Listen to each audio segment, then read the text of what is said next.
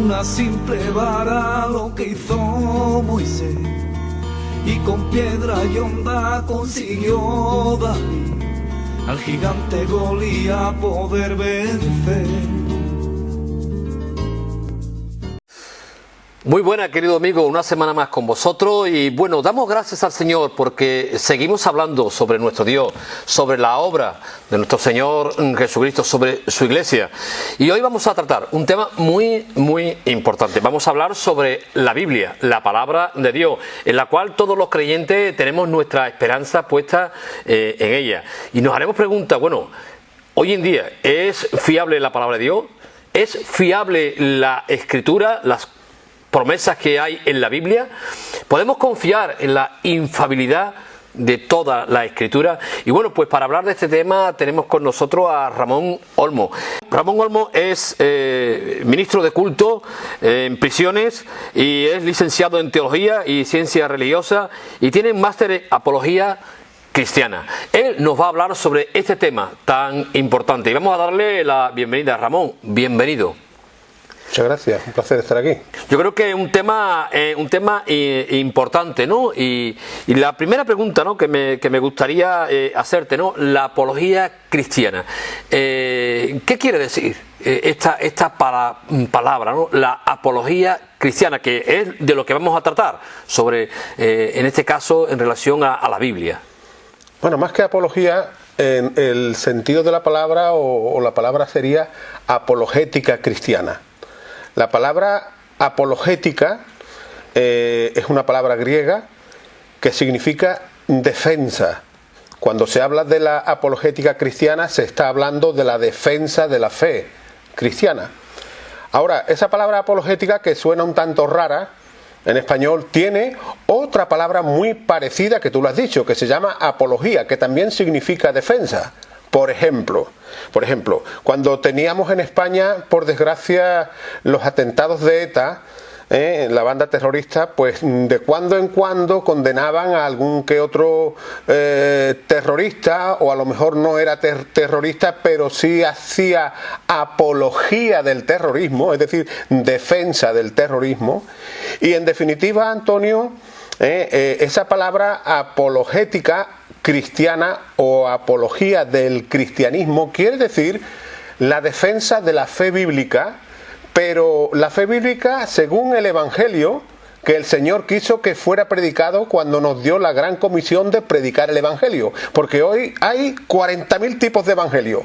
Pero la apologética cristiana es la defensa de la fe bíblica según el Evangelio que el Señor quiso que predicáramos. El Evangelio de la gracia, de la salvación por la fe y todo para la gloria de Dios. Eso es lo que significa apologética cristiana. Por lo tanto, una persona, en este caso como yo, que he tenido el privilegio de hacer un máster en apologética cristiana, pues teóricamente debe estar preparado para defender la fe bíblica en todos los campos, en el ateísmo, en el materialismo, en cualquier otro ismo, en cualquier secta o religión, sea cristiana o sea de otro tipo de religión, y bueno, también dentro del evolucionismo.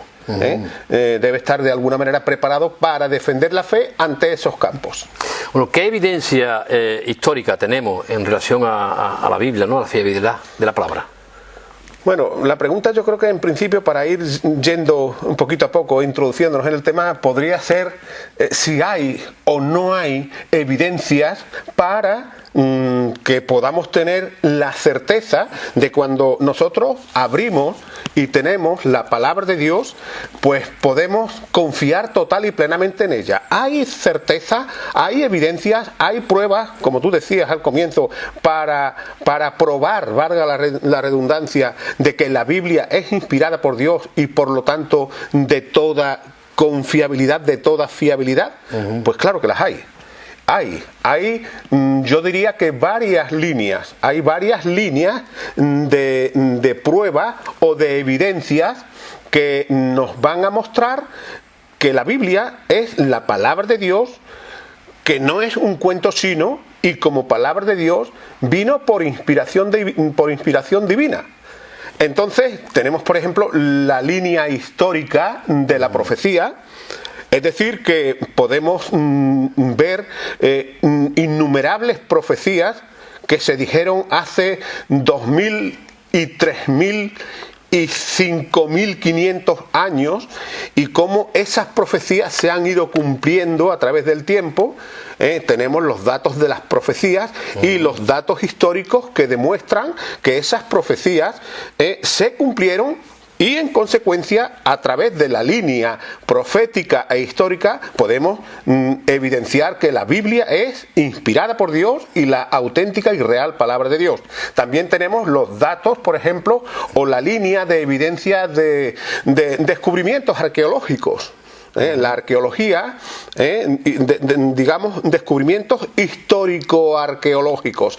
Es decir, que han habido distintos descubrimientos arqueológicos que se citaban de alguna manera en la Biblia, y siempre había ciertas dudas sobre si eso hubiera sido verdad o no, pero luego la arqueología demostró que lo que decía la Biblia era correcto. Entonces hay otra línea de prueba y evidencia para saber que la Biblia es palabra de Dios inspirada por los acontecimientos arqueológicos. Y también hay, por ejemplo, otra línea de evidencia en cuanto al pensamiento humano. Hay muchos tipos de evidencias o de líneas que podríamos ir desarrollando. Y bueno, para al final concluir en que la Biblia es palabra de Dios. Te lo quise decir hace un momento, pero se me pasó. Pero yo quiero decir que este programa, como tú sabes, tiene una duración. Estamos sujetos a una duración. En Ventana Evangélica hay una duración. Pero si no tuviéramos esa limitación de la duración, pues podríamos estar aquí, no voy a decir hasta el día del juicio, pero casi hasta las 12 de la noche, dando argumentos bíblicos, históricos, arqueológicos, científicos y del pensamiento humano para demostrar que la Biblia es palabra de Dios y dada por inspiración. Sí, porque mucha gente lo que suelen decir, no, la Biblia está escrita por hombres. Evidentemente la Biblia, por supuesto que está escrita por hombres, ¿no? Por hombres. Pero la Biblia nos habla de esa, ¿qué tipo de profecía podemos ver para ver que la Biblia es inspirada por Dios? Bueno, la verdad es que, como te he dicho hace un momentito, este programa tiene una limitación, pero hay cientos de profecías, hay innumerables profecías para mostrar la veracidad de la Biblia y la inspiración divina de la palabra de Dios, de las Escrituras. Como botón de muestra, insisto, podría citar muchas, pero como botón de muestra me voy a referir a dos. Por ejemplo, me voy a referir a lo dicho referente a la persona de Jesucristo. Hay muchísimas profecías en cuanto al Hijo de Dios, como por ejemplo que nace, y estas profecías fueron dichas o fueron predichas hace 2000 y 3000 años, y cómo a lo largo del tiempo tuvieron su exacto cumplimiento. Entonces, pues, sobre Jesús, por ejemplo, la Biblia predice alrededor de 750 años de que sucediera este evento, que Jesucristo nacería en Belén. La Biblia, y así fue, la Biblia también predice que Jesucristo nacería de una virgen. La Biblia dice que Jesucristo sería de alguna manera entregado a la muerte por uno de sus discípulos. La Biblia dice también y profetiza de que Jesús no solamente sería entregado por uno de sus discípulos, sino incluso da hasta el dato de que sería entregado por 30 monedas de plata. Insisto, alrededor de 750 años antes de que sucediera. La Biblia no solamente, profetiza y predice ese dato de entregado, vendido, traicionado por 30 piezas de plata, sino que también predice que moriría en una cruz.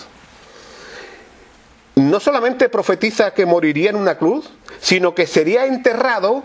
Se había dispuesto entre los judíos su sepultura, su entierro, con la chusma del pueblo, pero dice la Biblia que sería enterrado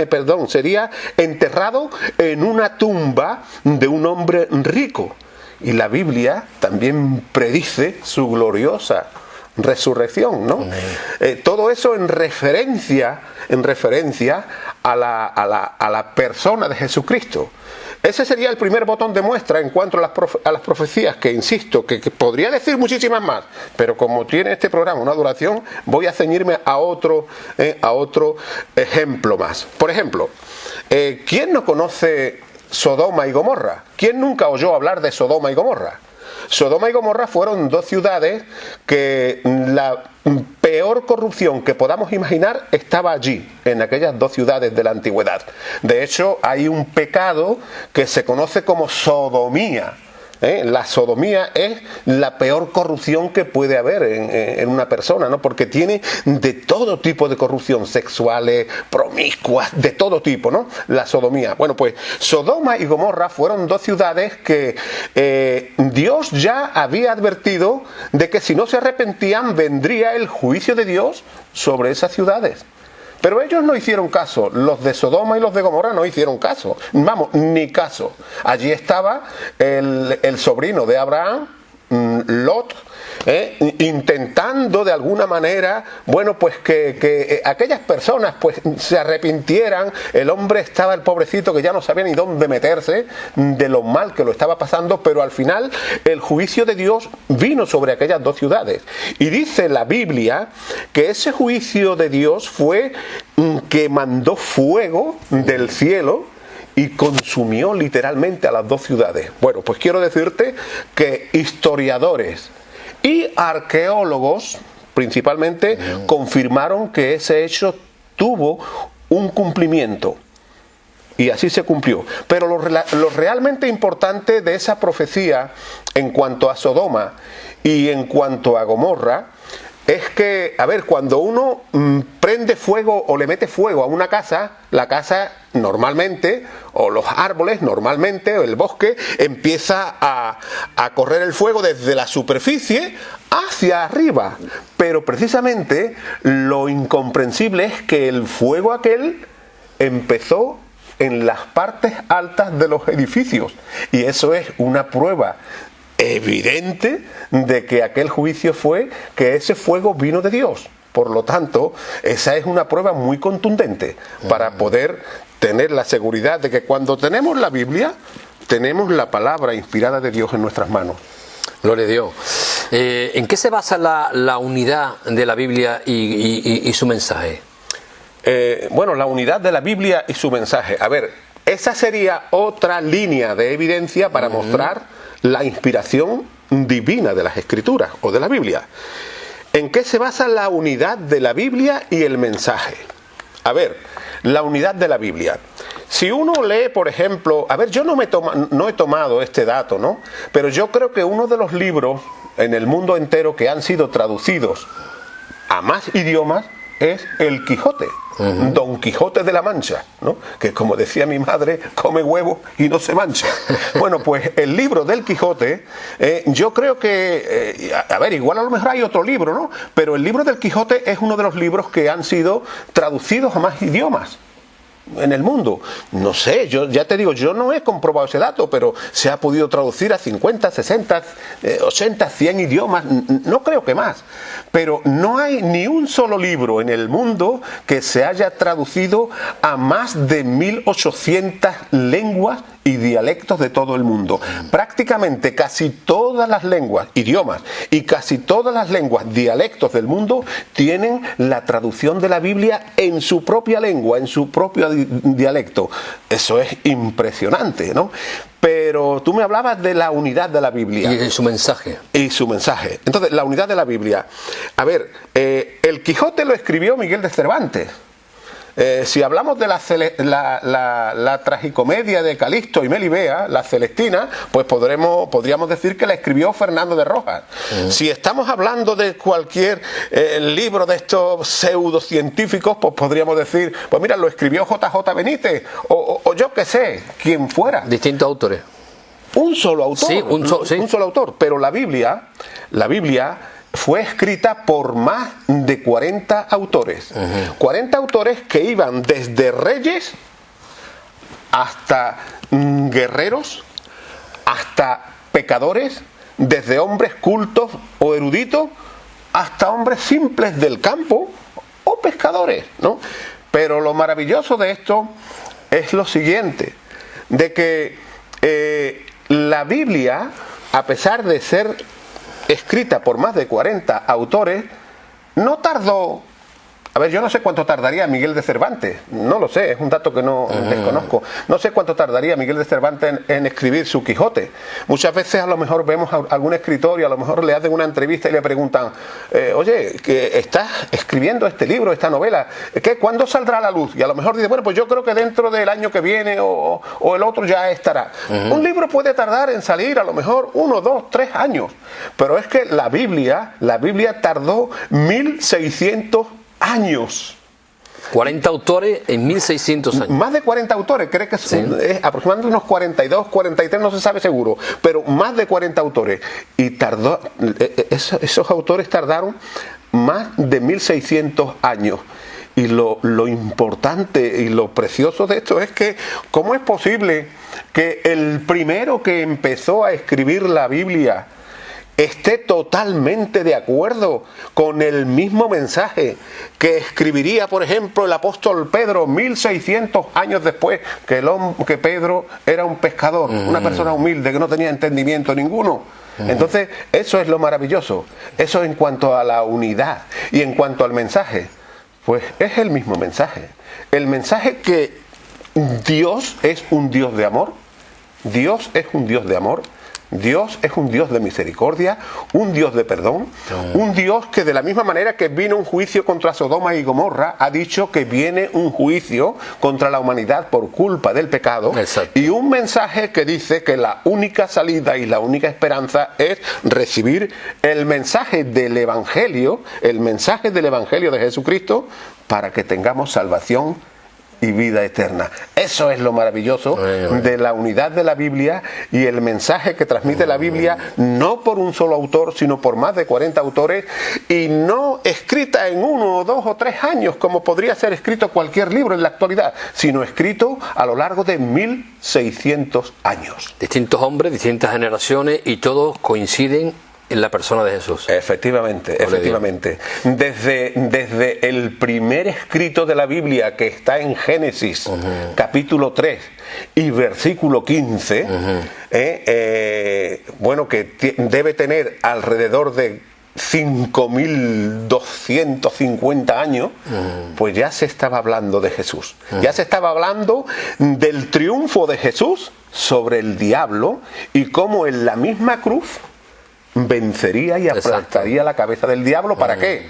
Para que vosotros y yo, para que tú y yo tuviéramos vida eterna. Y qué verdad es, Ramón, aparte de que la Biblia, ¿no?, la cual nosotros tenemos puesta nuestra confianza, ¿no?, porque es la palabra de Dios, ¿no?, como estamos viendo y vemos su fidelidad, aparte también, ¿no?, el libro más perseguido de toda la historia, ¿no?, y también en estos tiempos en los cuales estamos viviendo, ¿no?, el ataque a la palabra de Dios, el ataque a la escritura, ¿no?, el que hay en este mundo y en esta sociedad de rechazar, sobre todo, ¿no?, como se está haciendo ya en estos tiempos, ¿no?, de rechazar la palabra, de quitar la Biblia de los colegios, de las instituciones. Ya nadie quiere saber nada de la palabra de nuestro Dios. Esto también nos habla, evidentemente, ¿no?, ya que algo en relación a las profecías, ¿no?, de que la palabra de Dios sería desechada, ¿no? Podemos ver también esa línea de evidencia. Exacto, también, ¿no? Y hablando de evidencia, ¿no? ¿Me permite un momentito? Por supuesto. Ya que has dicho el libro más perseguido, yo no solamente diría el libro más perseguido. La Biblia es el libro más amado. Porque ha habido muchísimas personas a través de los tiempos que han dado su vida por la Biblia. Y no por la Biblia en sí, sino por el autor de la Biblia, por el Señor, por Dios, ¿no?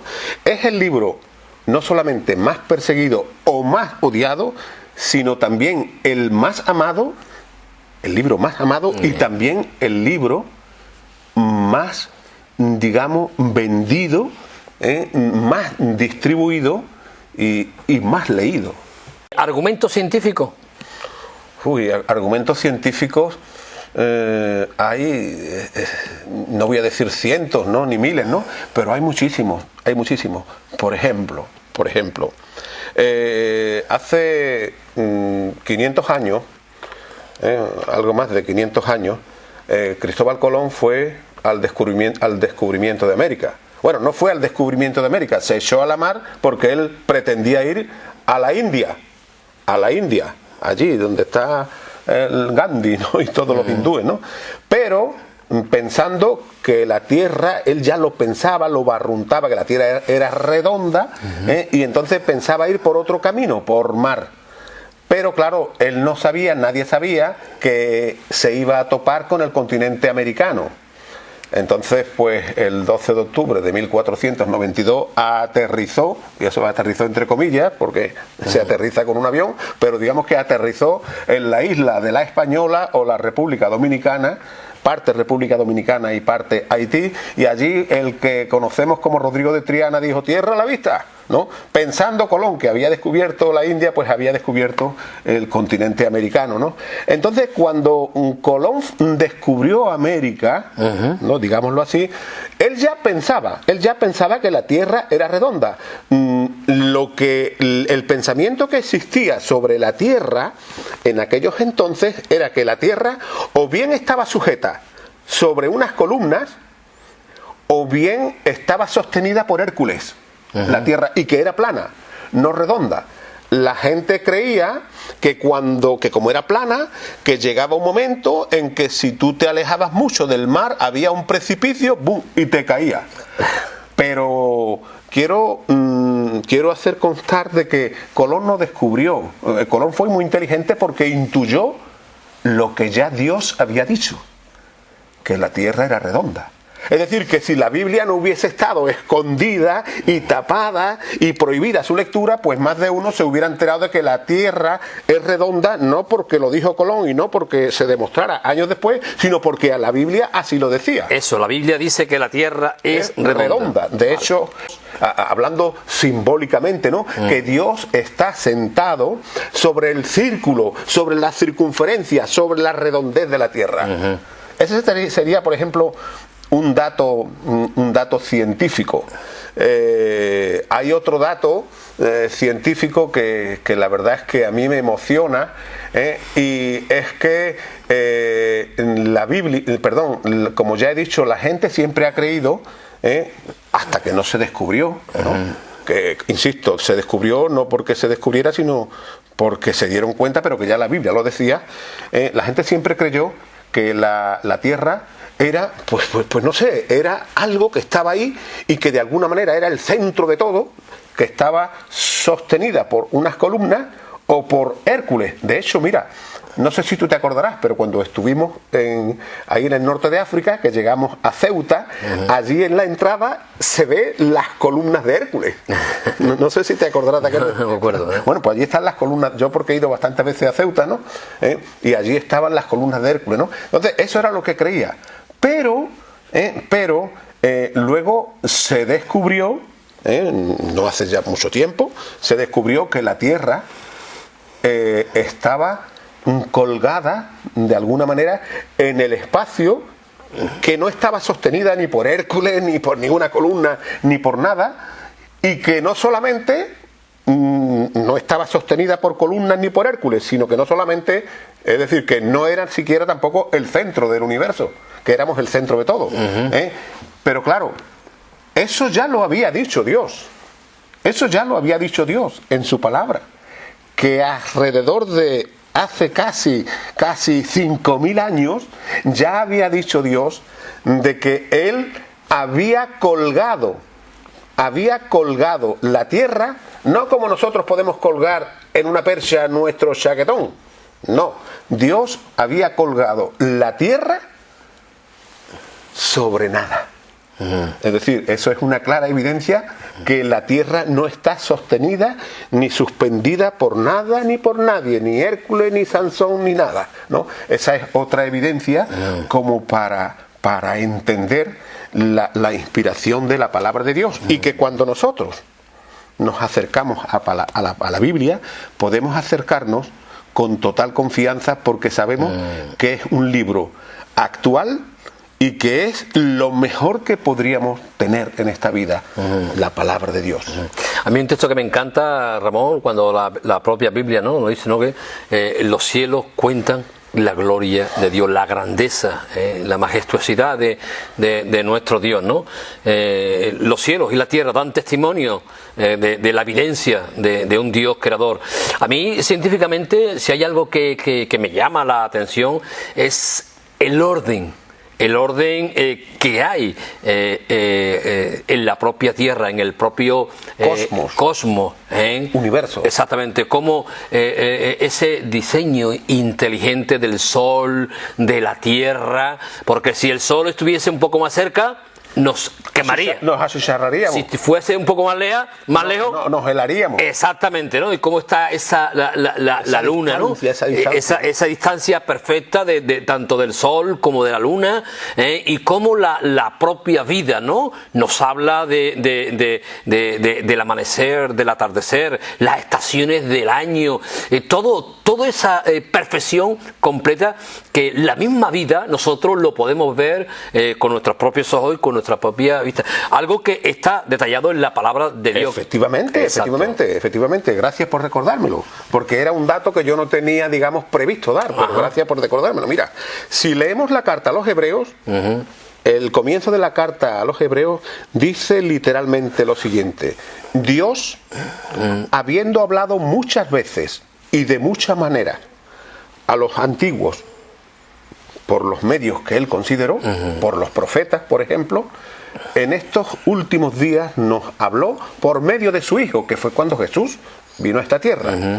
Y dice que Jesús, en su eternidad y en su deidad, Jesús como Dios, dice que sustentaba, quiere decir que sostenía todo el universo, porque dice todas las cosas, pero todas las cosas, ahí está todo el universo con la palabra de su poder. Ahora, ¿qué quiere decir que Jesús o que Dios sustenta todas las cosas o todo el universo con la palabra de su poder? De que Dios no solamente tiene una palabra inspirada que nos hace falta para la salvación, sino que el Señor también tiene unas leyes.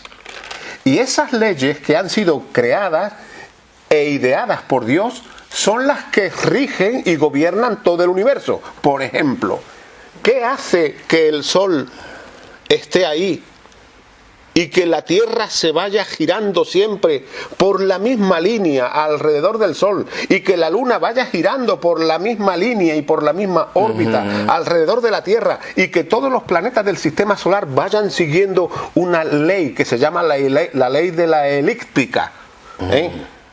¿Quién hace eso? ¿Eso lo hizo un Big Bang? ¿Eso lo hizo la casualidad? Pues no, eso lo hizo una inteligencia, y esa inteligencia es Dios. Por ejemplo, vamos a suponer un diseño inteligente, como tú decías, un diseñador inteligente, no de la casualidad. Vamos a suponer que tú y yo vamos andando por las puertas, por el Corte Inglés, bueno, por allí por Cádiz, y vamos a ir al Corte Inglés.